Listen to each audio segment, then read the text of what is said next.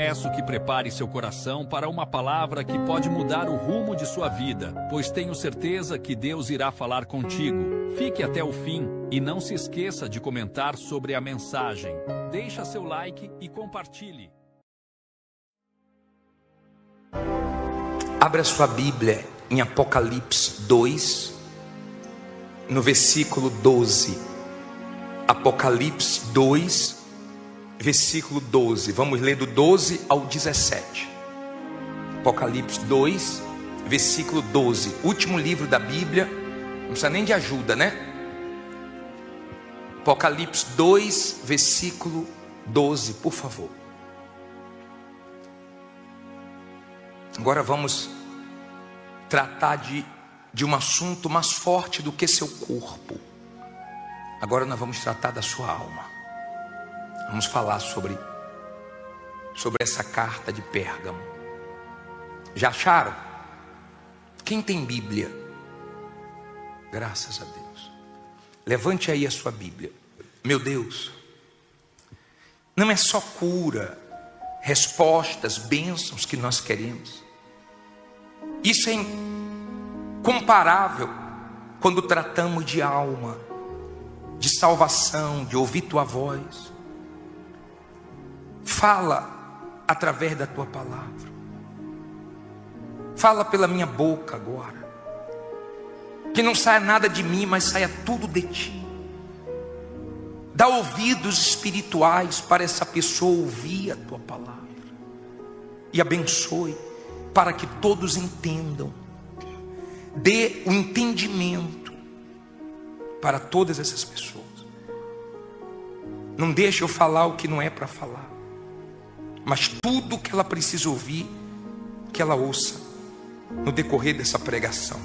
Em nome de Jesus. E os que creem digam amém. Apocalipse 2, versículo 12. Diz assim: e ao anjo da igreja que está em Pérgamo, escreve: isto diz aquele que tem a espada aguda de 2 fios. Olha para mim, por favor. Deixe a Bíblia aberta, porque nós vamos explicar de versículo a versículo. Escuta, por favor. Uma dessas cartas é você. Você vai se encaixar em uma dessas cartas. A primeira foi a carta de Éfeso, que estava no piloto automático, que já não estava no primeiro amor. E Deus não gosta de nada no automático. Deus não gosta.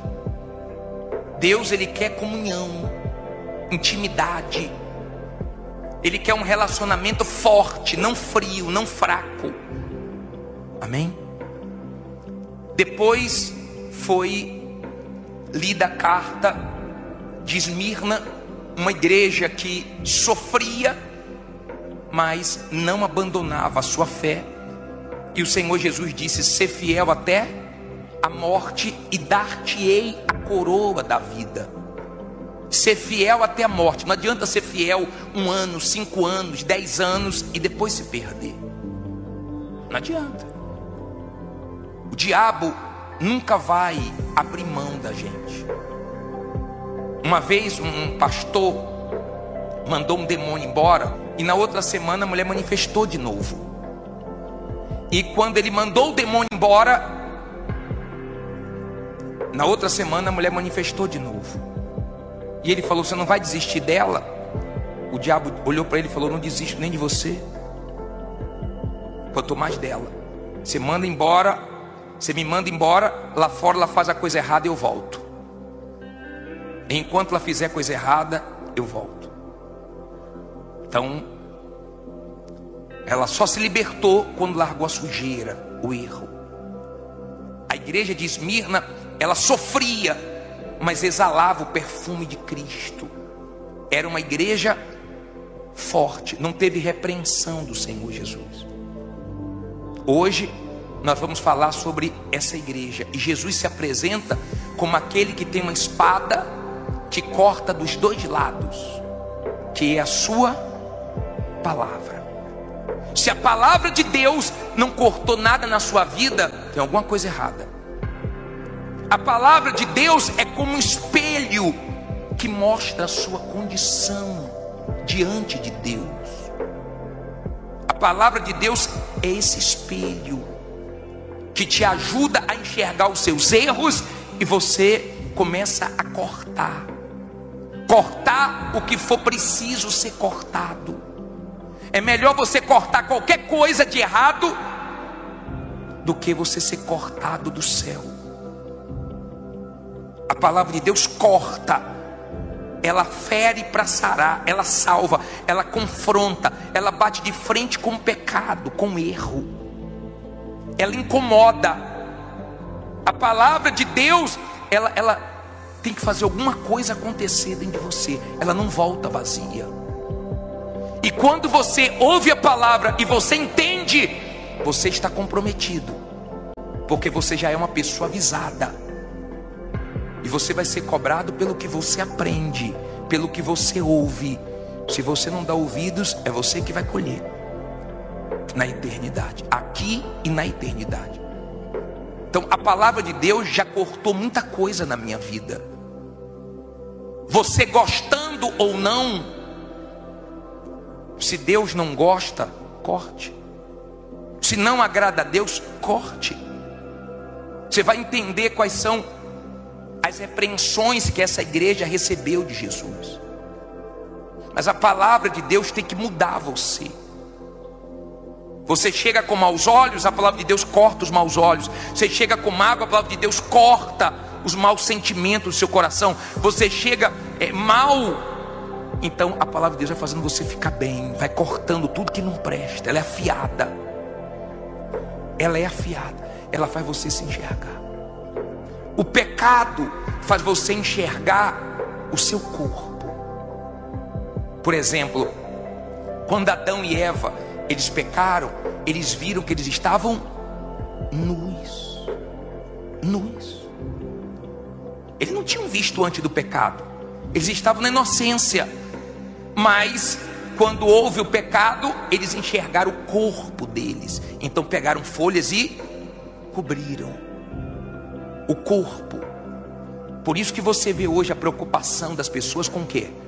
Com o corpo. Tem nada de errado você fazer exercício, nada de errado você cuidar da sua saúde. Seu corpo é templo do Espírito Santo, cuide mesmo, mas tudo dentro de um equilíbrio. Porque quando você vê uma pessoa desequilibrar muito para o corpo, é porque a alma está com problema. Porque quando você está bem na alma, você não se preocupa com nenhum defeito do seu corpo.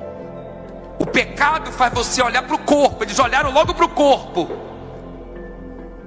Agora a palavra de Deus faz você enxergar a condição da sua alma. Ela é um espelho. Ela mostra a sua verdadeira realidade.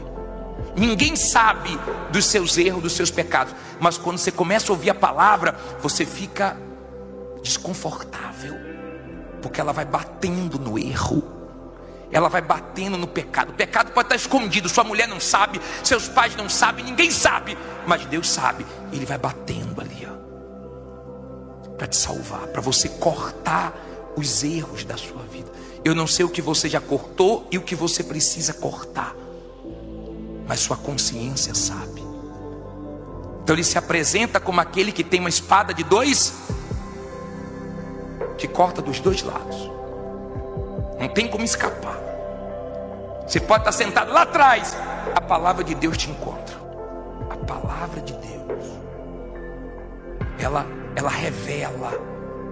Às vezes você vem para a igreja e fala: meu Deus, o bispo falou toda a minha vida. Alguém contou? Quantas pessoas pensaram que alguém tinha contado a vida dela para o pastor, para o bispo?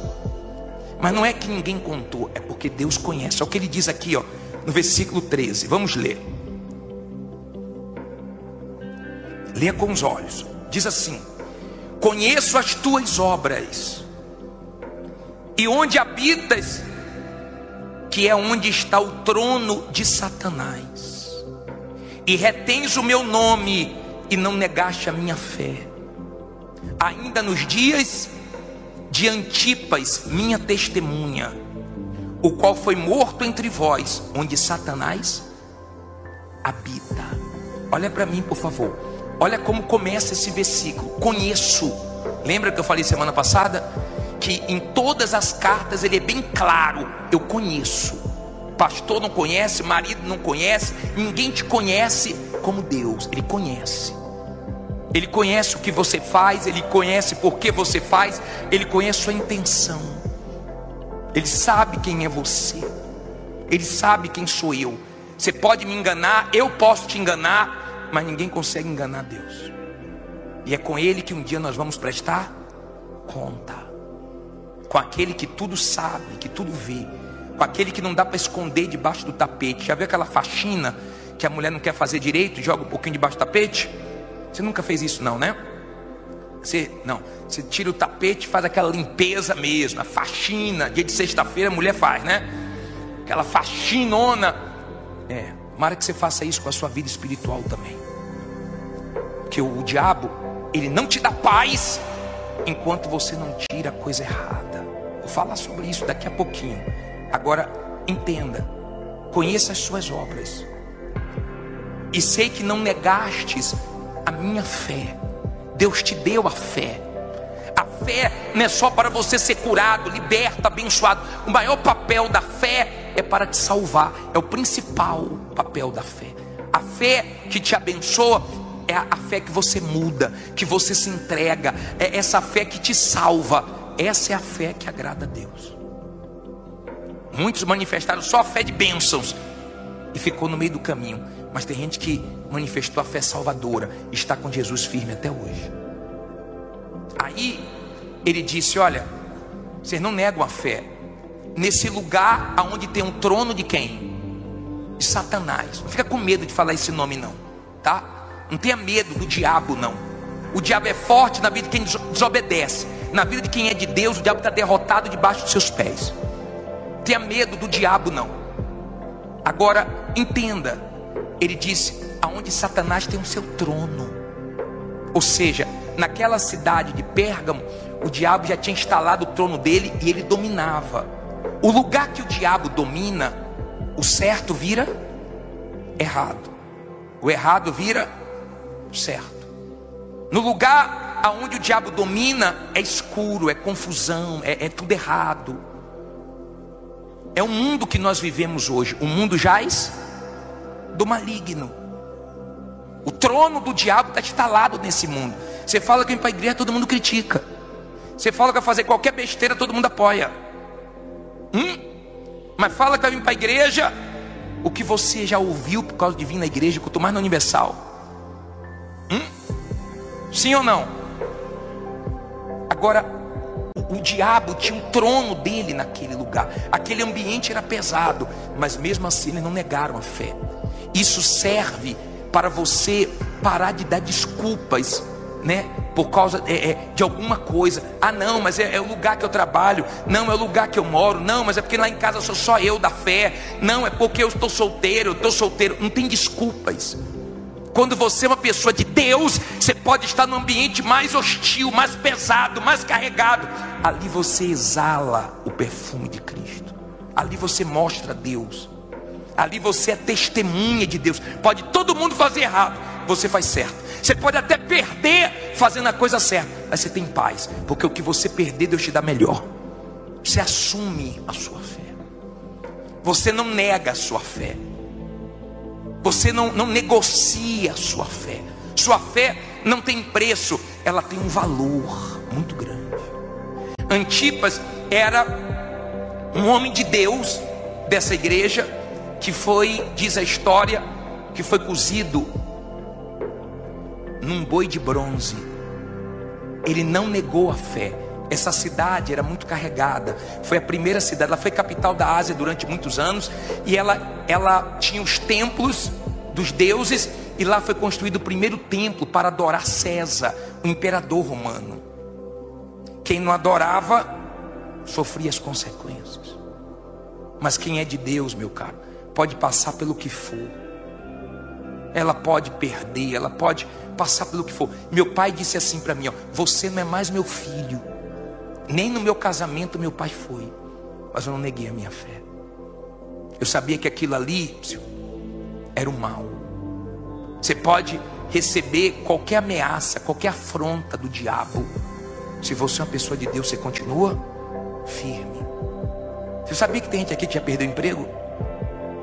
Você sabia que tem gente aqui que familiares abandonou, mas ela não negou?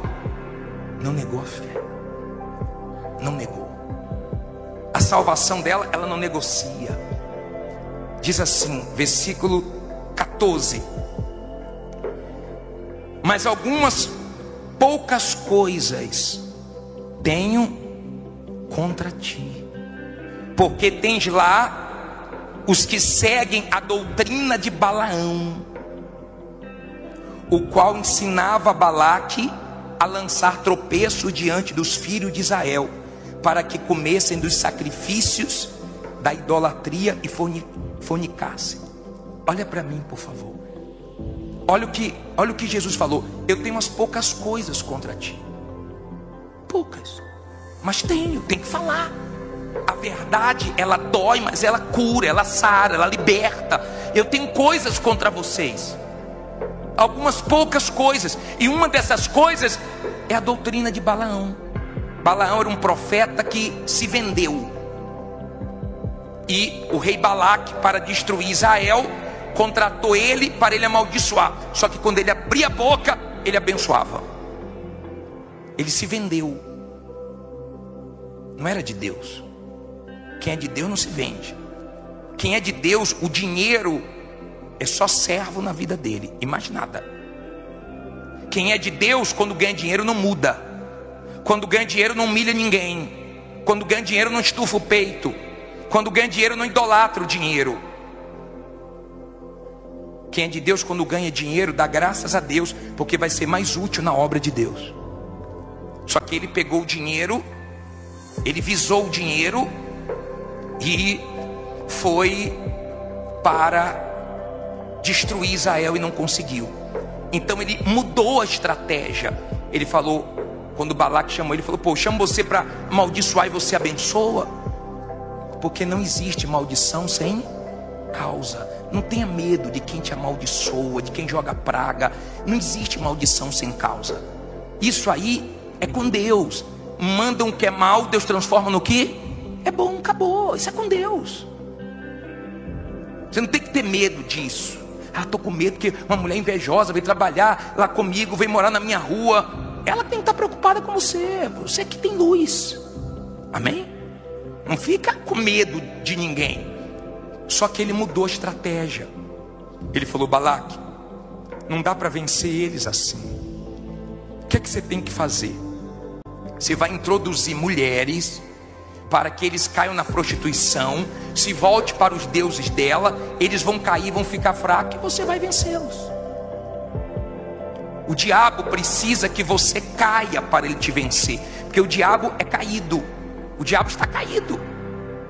Deus precisa de você de pé. A Bíblia diz: ponte de pé e falarei contigo. Você está de pé, Deus fala com você. Você está caído, o diabo te vence. Está dando para você entender? Então ele mudou a estratégia. O diabo é assim. Quando ele não consegue pegar você de um jeito, ele tenta de quê? De outro jeito. Mas ele não abre mão de lutar até o fim pela sua alma. Então ele tentou com isso, não deu. Ele pensa o seguinte: não foi por aqui, agora eu vou de outra maneira. E ele falou: introduza mulheres. Se as mulheres vão chamar a atenção dos homens, eles vão cair com elas, aí vão ficar fracos e acaba com eles. Foi dito e certo, exatamente o que aconteceu. E eles caíram na prostituição, se voltaram para os ídolos, começaram a comer comida sacrificada aos ídolos e se destruíram. Entenda, por favor. O diabo, ele fica irado quando ele te oferece alguma coisa e você rejeita. É tão glorioso quando você é tentado e você resiste à tentação. É tão glorioso quando o diabo te oferece algo e você diz não para o diabo. Poxa, é algo tão glorioso. E ele está sempre oferecendo alguma coisa, alguma facilidade. O diabo está sempre oferecendo alguma coisa. Ele é diabo. Ele faz o papel dele. Ele quer almas.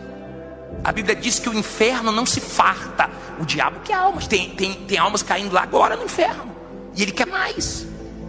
E quem é de Deus também quer mais. Só que ele lança a isca dele e a pessoa não vê que ali tem um anzol. E quando a pessoa cai, ele fisga igual o pescador pega o peixe. E a pessoa fica se debatendo, presa. Quando a pessoa se arrepende, nós vamos entrar nessa parte, então Deus tira o anzol. Mas enquanto isso a pessoa fica presa nas garras do diabo. Quem está em pecado está sentado numa bomba relógio. Quem está em pecado ou se conserta ou se limpa, ou quando morrer o diabo vem prestar conta. Você não vai conseguir escapar. Então Jesus mostrou que era contra esse erro de Balaão de se perder por causa do dinheiro. E ele continua dizendo, olha como é forte esse próximo versículo. Diz assim, versículo 15, não é isso? Assim tens também os que retêm a doutrina de quem? Dos nicolaítas, o que eu odeio. Olha para mim, por favor. Deus não é amor, mas tem coisa que ele odeia. Não tem coisa que você odeia? Odeio ou não odeio? Tem coisa que eu odeio. A pessoa pode mentir para mim uma vez só, acabou. Quem é de Deus odeia mentira. Quem é de Deus odeia as coisas sujas, erradas. Deus ama você, mas Ele odeia o pecado, odeia. A Bíblia fala, Deus odeia a prática do roubo. Deus odeia a injustiça, odeia. Então, eu sou casado com Rose. Eu sei o que ela gosta e o que ela não gosta. Se eu faço o que ela não gosta, sabendo, então estou provocando ela. E tem gente provocando a ira de Deus, porque ela sabe que Deus não gosta que ela ande em certos lugares, que ela se misture com certas pessoas. Ela sabe que Deus odeia, porque a doutrina dos nicolaítas era como se pudesse pecar, que não tinha problema pecar com o corpo. Então eles misturavam o santo com o profano, o certo com o errado. É como aquela pessoa que vem para a igreja, mas lá fora faz tudo errado. Hoje eu vou na igreja. Eu vou na igreja hoje. Mas quando você vem aqui, você dá ouvidos? Você está mudando? Sua vida espiritual está crescendo ou está diminuindo? Não adianta você pensar que você vai poder trazer o mundo para dentro da igreja. O salmista falou, não deixe as nações invadirem a tua herança. A igreja é a herança de Deus. Deus não vem buscar paredes não, Deus vem buscar gente. Se nós nos conservarmos limpos como a noiva. Limpo. Que cor é o vestido da noiva? Branco, não tem manchas. É isso que Deus quer. Ele não quer que você misture as coisas. A mesma boca que fala, Jesus eu te amo, daqui a pouco está mentindo, está enganando os outros. Você sabe que tem gente que é enganadora mesmo, né? Você sabe disso. Tem gente que podia trabalhar em qualquer novela, mas só que ela está enganando quem? Ela mesma. Está enganando ela mesma, está perdendo tempo. Você tem que tomar uma decisão. Não é para ficar um pé na igreja, um pé no mundo. Ou tudo, ou nada. Ou é ou não é. Uma decisão. Bispo, eu estou começando, eu estou novo na fé. Graças a Deus, Deus vai te dar força, continue. Bispo, eu estou na igreja, mas eu tive uma recaída. Se levanta. Agora, não pense, porque Deus é amor, que Ele não odeia certas coisas. Tem coisas que Deus odeia. E uma dessas coisas Jesus mostrou quando Ele foi firme contra os religiosos, contra os hipócritas, que tinha roupa de santidade, que mostravam a santidade para os homens, mas eram sepulcros caiados, podre por dentro. Podre. Jesus não gosta disso. Seja de Deus, seja o mesmo aqui dentro, o mesmo lá fora. Não pode ser uma coisa aqui, outra coisa lá fora. Aí ele diz assim, para terminar, versículo 16, Apocalipse 2,16, diz assim: arrepende-te, pois, quando não, em breve virei a ti, e contra eles batalharei com a espada da minha boca. O que é que ele manda a pessoa fazer? Se arrepender. Arrependimento. Quando você se arrepende, você toma nojo. Você fica, aquilo que te dava alegria começa a te dar vergonha. Olha, quando eu lembro como eu era, eu tenho vergonha. Eu fico com vergonha. Quando eu lembro da vida que Deus me tirou, eu tenho vergonha. O arrependimento traz a paz. A Bíblia diz assim, ó: reconcilia-te com Deus e tereis paz. Sem se arrepender, vomitar o erro, não tem paz. O diabo sempre fica ali só cutucando, só cutucando, só com uma cartinha na manga. Você vai orar, ele joga o pensamento. Você vai orar, ele traz a acusação. Mas quando você se arrepende, ele fala: você fez isso. Eu fiz, mas Deus me perdoou. Então você chega para Deus e fala: Deus, estou todo errado, fiz isso, fiz aquilo outro, e mais isso, e mais aquilo, e mais aquilo, mas agora eu te quero, me perdoe, me lava com teu sangue. Então você se arrepende, você muda de direção. Você estava no lado, andando no caminho errado, indo para o inferno, você vem para o caminho certo. Você se arrepende, você para, você muda aqui, ó, aqui, na sua cabeça, você muda seus pensamentos. Você pode estar fazendo algo há muitos anos, quando a palavra de Deus entra e vem um arrependimento, então já era, acabou. Aí nasce uma nova vida. Por isso que a primeira mensagem de João Batista e do Senhor Jesus era: arrependei-vos, que é chegado até vós o reino de Deus. Se arrependa, a primeira coisa é se arrepender. E é Deus que dá esse dom do arrependimento. Você não pode falar: eu vou errar e depois eu me arrependo. Não, o dom vem dele. Ele só dá para os sinceros. Para os sinceros. Quando você se arrepende, então ele traz um filme na sua cabeça dos seus erros, dos seus pecados. Você fica com vergonha. Aí você se humilha e ele te lava, e você fica livre. Você não deve mais nada para o diabo. Quem está entendendo? Olha o último versículo. Diz assim: quem tem ouvidos, ouça o que o Espírito diz às igrejas. Quer dizer, Deus fala, o Espírito Santo fala: ao que vencer, darei a comer do maná escondido, e dar-lhe-ei uma pedrinha branca, e na pedra um novo nome escrito, o qual ninguém conhece, senão aquele que o recebe. Olha para mim, quem tem ouvidos, ouça Deus. Quem tem ouvidos, ouça. Ouvidos é o que Deus quer. Dá o seu ouvido para Ele, ouça Ele. Ele nunca vai te levar para uma furada, para o erro. Ele só vai te levar para o bem. Ele disse: ao que vencer, você tem que vencer todo dia. Todo dia você tem que se vencer. Todo dia você tem que vencer sua vontade, vencer as tentações, vencer o mundo, vencer o diabo. Todo dia é guerra. Não olhe para a sua vida espiritual com outros olhos, a não ser como uma luta espiritual que você está enfrentando. Todo dia é o quê? É guerra. Todo dia é guerra. Não é fácil para mim, não é fácil para você. Tem dias que não são tão difíceis, mas tem dias que são mais difíceis. Mas vença. Você tem que estar vencendo todo dia. Vencedor não é quem ganha a medalha, não é quem chega em primeiro lugar numa corrida. Vencedor no mundo espiritual é quem vai até o fim, se vencendo todo dia. O tempo passa, mas a pessoa é a mesma. O tempo passa, já não muda. Ela continua valorizando Deus em primeiro lugar. Ela vence tudo.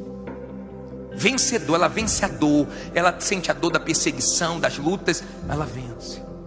Aí você vai comer do maná escondido. Lembra que dentro da arca foi colocado o maná escondido? Ninguém via, que a arca ficava com a tampa, tipo essa aqui. Então ninguém olhava o que estava dentro, mas dentro da arca tinha um maná escondido. Maná foi o pão que descia do céu, que Deus dava no deserto, e eles tinham que confiar em Deus, tinham que confiar. Quando eles queriam guardar para outro dia, então não dava. O que acontecia com o maná?